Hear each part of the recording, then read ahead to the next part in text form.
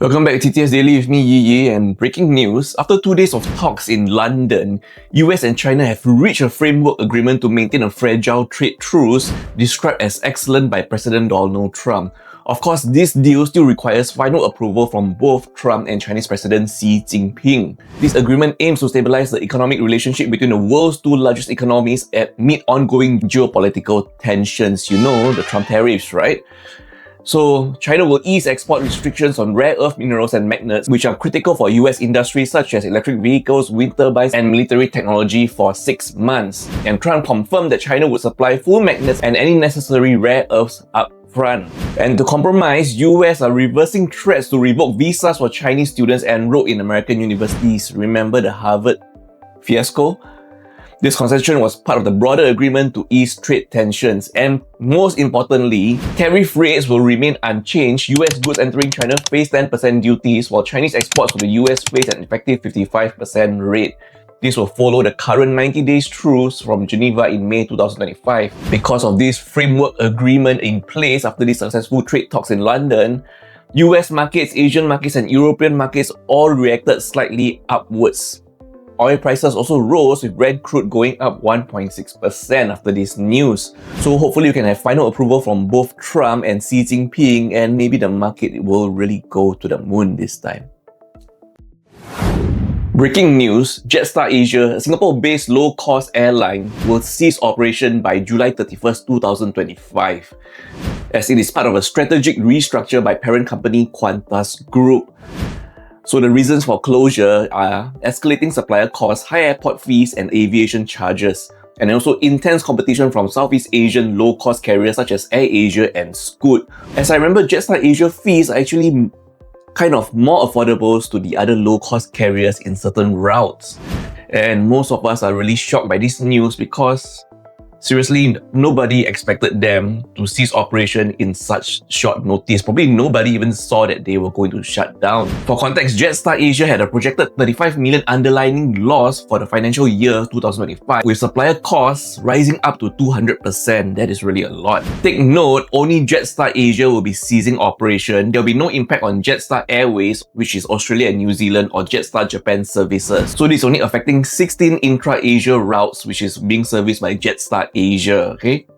Which will include flights from Singapore to Kuala Lumpur, Penang, Jakarta, Bangkok, Manila, and exclusive routes to Broome, Australia, Labuan Bajo, Indonesia, and Okinawa, Japan, and Wuxi, China. If in case you're wondering what are you going to do if these routes are now going to be removed as Jetstar Asia is closing, don't worry, as 12 of the 16 routes are actually being served by 18 other airlines with over 1,000 weekly service. And because of this upcoming closure, there will be over 500 Singapore-based employees that will be laid off. Affected staff will receive 4 weeks salary per year of service, redundancy benefits, career transition support, and potential job opportunities within Qantas Group or other airlines. Singapore's National Trades Union Congress is also collaborating with Singapore Airlines, Changi Airport, and aviation authorities to find new employment opportunities for these laid-off staff.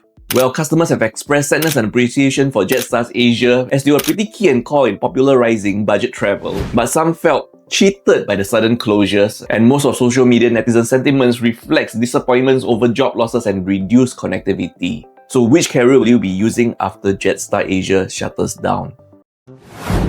I just saw this hilarious video where a Chinese lady explained that this is the first time ever she got into an argument in Malaysia. So what happened was she went to a coffee shop and she ordered coffee to take away. And she didn't expect that the coffee will be served in a plastic bag. You know, those transparent little plastic bag that you just carry for takeaway. In this time and date, it's pretty rare in Singapore. Probably still have, but kind of hard to find. Maybe it's more prevalent in Malaysia still. So it was really hard for her as she actually ordered it takeaway because her idea was she wanted to be able to take away the coffee if she doesn't finish it. So she planned to consume the coffee and be able to take away it. This is pretty normal, as I also personally will always order things for takeaway so that I don't have to finish the beverage in one go during the meal. So she was surprised that it was in a transparent plastic bag and she wanted to switch it to a cup. And what was funny was, this is probably the first time she's dealing with this form of takeaway packaging, this is probably really rare. She actually left that little plastic bag that contained her drink on the table while she went to take a cup. So lo and behold, when she got back to the table, as you can guess, the drink already spilled some coffees onto the table and onto the floor. which the drink store staff saw, and so he wiped the table and 我弄得满地都，你这个东西是带走，不是带走，我吃饭的时候必须提着它。然后你要讲话，等他才打包吗？你没有讲完了，那我说，我想在这。you know, and she said, okay, I do not want this anymore. She cancelled her drink order, and then he made a remark where he said, and you made coffee all over the floor. This was when the lady was a bit, Chinese lady was like stunned. She like say, but that was because you gave me this, you served me takeaway in this plastic bag. And then they got into a little argument where they went back and forth. 我想在这喝完了就是不是喝完了就是喝一部分，然后带走一部分，就这个没办法。就是你们要么在这喝，要么就必须带走。The coffee shop attendant was like telling her, you want to drink in the coffee shop or you want take away? You have to make up your mind. If you want to take away, you take this plastic bag. You want to drink in the shop, you take a cup. And she was explaining to him, I want to drink some in the coffee shop, and if I cannot finish, I can take it away. That's why I order take away, which is precisely what I usually do too. 造成的规矩，好，那我没办法，带回家。我非常抱歉，非常抱歉，没办法，我想在这儿一喝。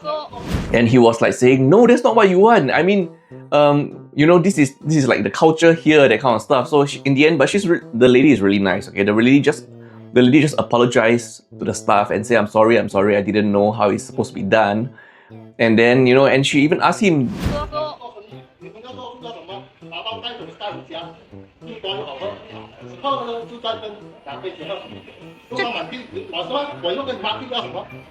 你有一种东西叫一次性塑料杯，你应该知道吧 Do you not have single-use plastic cups? 你可以说贵一点啊，那个东西你成本没有在里边吗 And then she even questioned the boss, are single-use plastic cups not even covered in your costings? Implying that maybe, you know, the cost of the coffee should really cover the cost of single-use plastic cups. But obviously, nope. 那个咖啡我就没要了，去另外一家餐馆打包的。I mean, in the end, she had to take away coffee elsewhere, and thankfully, they served her in a plastic takeaway cup.